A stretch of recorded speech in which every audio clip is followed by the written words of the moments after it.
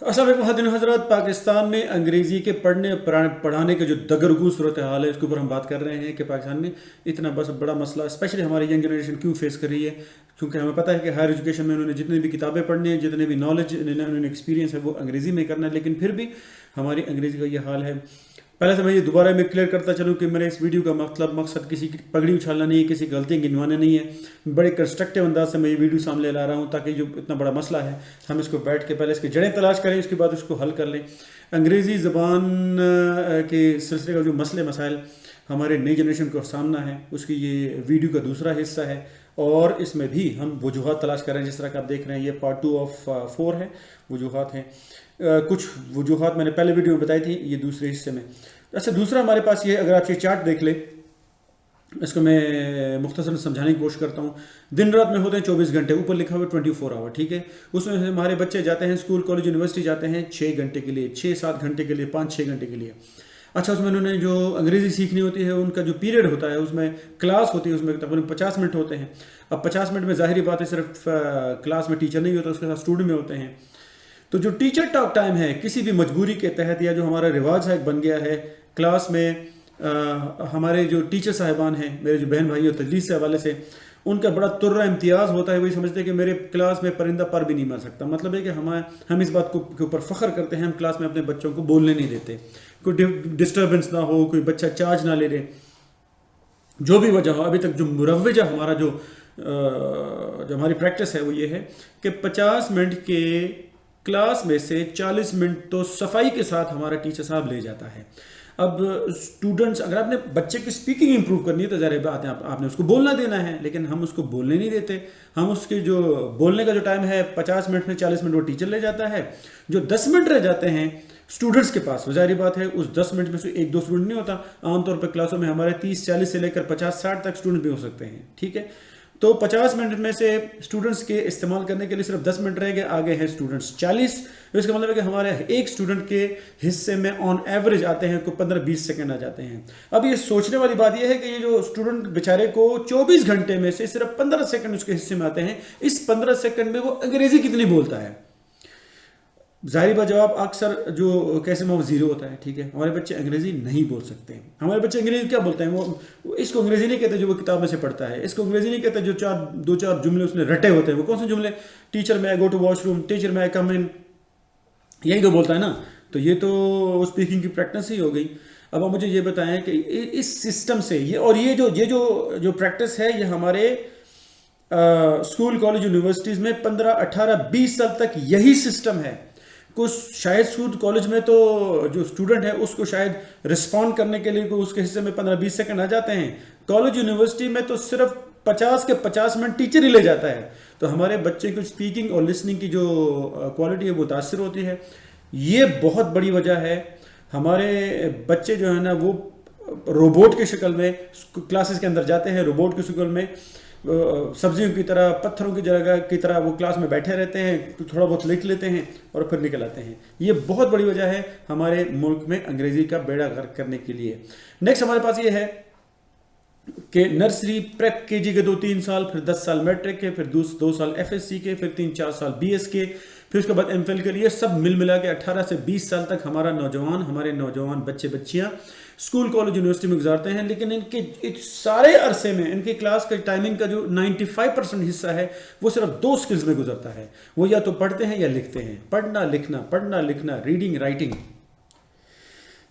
School college level पे तो चलो, बल्कि स्पेशली स्कूल लेवल पे कॉपियाँ भरते हैं, वो लिखते चले जाते हैं। अक्सर रीडिंग भी टीचर ही करता है, तो स्टूडेंट के पास सिर्फ रह जाता है सिर्फ लिखना, राइटिंग। और वो जब लिखता है कॉपियाँ भरता चला जाता है, ठीक है जनाब। तो इसी वजह से जो बच्चे की कम्युनिकेशन, बच्चे की बोलने की हिस्स ख़त्म हो जाती है। और ये भी हमारे मुल्क में अंग्रेज़ी का सत्यानाश करने के एक बहुत बड़ी वजह ये भी है। हम अपने बच्चों को बोलने का एहतमाम नहीं करते। वो अगर कोई बच्चा गलती से बोले भी तो उसकी शामत आ जाती है। नेक्स्ट हमारे पास आता है कि हम अंग्रेज़ी सही टाइम पे हम सीखना नहीं शुरू करते। बदकिस्मती से जब हमारे बच्चे मास्टर्स और बीएस और एमफिल कर जाते हैं तो उसके बाद हमारे स्कूल कॉलेज यूनिवर्सिटी में 18 से 20 साल गुजारने के बाद जब इन स्टूडेंट्स ان بچیوں کے اوپر سروں کے اوپر جب ان کا NTS IELTS CSS انٹرویوز کی جب یہ تلوار لٹکنے لگتے ہیں، پھر ان کو ہوش آتا ہے کہ یار انگریزی بھی سیکھنی ہے، کیونکہ یہ ساری چیزیں انگریزی میں کرنی ہے. پھر وہ ہبڑ دبڑ جاتے ہیں کسی یا تو 2 نمبر اس میں انگلش لینگویج اکیڈمی میں وہ پناہ ڈھونڈتے ہیں کہ بھئی ہم 2-4 مہینے کا کورس کر لیں گے تو اس سے جو ہمارے جو نقصان ہے وہ پورا ہو جائے گا. بھائی میرے کس طرح آپ 18-20 سال کا نقصان کس طرح 2-4 مہینے میں پورا کریں گے؟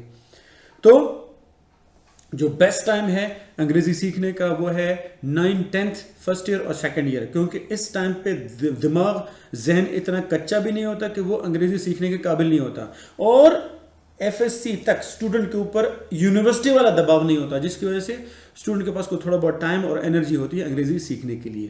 تو ہم پوری زندگی انگریزی کو اگنور کرتے ہیں، انگریزی کے ساتھ ہم ستیلا سلوک کرتے ہیں. ہمارے نزدیک physics, chemistry, biology, math, social studies یہ سارے سبجیکٹ ہوتے ہیں. کچھ اس میں ٹیچر کا بھی قصور ہوتا ہے، ٹیچر پراپر طریقے سے پڑھاتا نہیں ہے. کچھ کافی سارے ایسے ٹیچرز ہیں جن کی وجہ سے اسٹوڈنٹس کا دل پڑھائی سے اچاٹ ہو جاتا ہے. اس میں ظاہر بات ہے انگریزی بھی شامل ہے. اور نیکسٹ ہماری اس ویڈیو کی آخری وجہ یہ ہے کہ ہمارے جب ہم کوئی کمزوری آ جاتی ہے، مثال کے طور پر انگریزی کا بیڑا غرق کیوں ہے، تو ہم پھر بلیم گیم کھیلنے لگتے ہیں. اس میں ٹیچرز ہیں، پیرنٹس ہیں، اسٹوڈنٹس ہیں، اس میں ادارے ہیں، اس میں گورنمنٹ ہے، اس میں اسکول کے مالکان ہیں، اس میں پرنسپل ہیں. ہم دوسرے طرف یہ انگلی کرتے ہیں کہ بھائی اس کی غلطی ہے، اس کی نہیں، اس کی غلطی ہے، میری نہیں تمہاری غلطی ہے. تو جب ہم اس طرح کرتے ہیں تو آپ دیکھ رہے ہیں کہ ہم کی 3 انگلی ہماری طرف مڑی ہوتی ہیں.